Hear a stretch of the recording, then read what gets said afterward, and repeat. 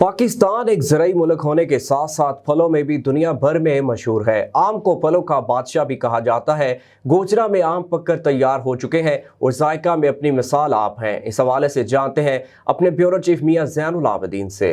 जी अब हम आज ज़िला टोबा टेक्सिंग की तहसील गोजरा के एक गांव में मौजूद हैं। चक नंबर 241 गाबे में मौजूद हैं। यहाँ पर हम एक आम के बाग में मौजूद हैं। हमारे साथ एक ज़िम्मेदार किसान भाई मौजूद हैं। उनसे हम आम के बारे में जानेंगे, ये कितनी देर में पककर तैयार हो जाता है और ये इसकी कौन कौन सी इकसाम है। जी क्या नाम है आपका? जी अब्दुल रऊफ़।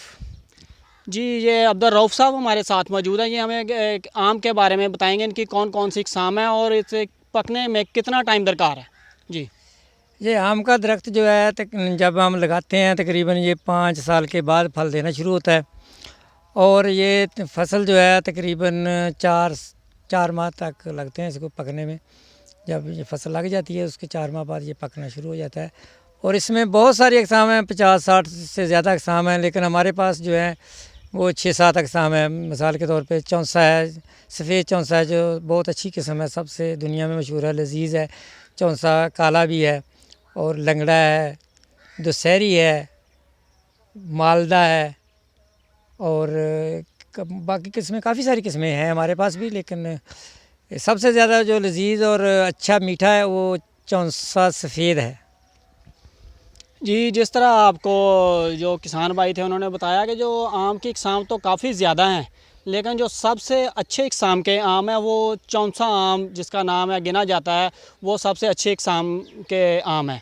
हमारे साथ रुबैया चौधरी भी मौजूद हैं। ये हमें बताएंगे कि कौन सा आम खाने में ज़्यादा अच्छा है और कौन से आम की चटनी वगैरह बनती है। जी पहले तो बहुत शुक्रिया आपने मुझे ये मौका दिया, और सेकंड ये कि हमारे अगर पाकिस्तान में देखा जाए तो लंगड़ा आम और चौंसा आम बहुत फेमस है। और अगर मजाक के व्यूज़ में देखा जाए तो ये भी कहा जाता है लंगड़ा आम लंगड़ा होता है और चौंसा आम को बहुत मीठा आम भी कहा जाता है। आम फलों का बादशाह है और ये जब मार्केट में आता है ना तो पूरे शहर में एक शोर होता है, जी आम मार्केट में आ गया है। तो लोगों की ख्वाहिश होती है, कोशिश होती है कि जैसे ही आम मार्केट में आया है हम खाने के लिए ले आएँ। बच्चों की भी यही होती है कि आम ले आएँ, आम को ठंडा करके, बहुत मज़े का लगता है खाने में, और चौंसा आम बहुत मीठा होता है। जी जिस तरह आपने रुबैया चौधरी की बात सुनी कि चौंसा आम जो है वो बहुत ज़्यादा मज़ेदार और मीठा होता है।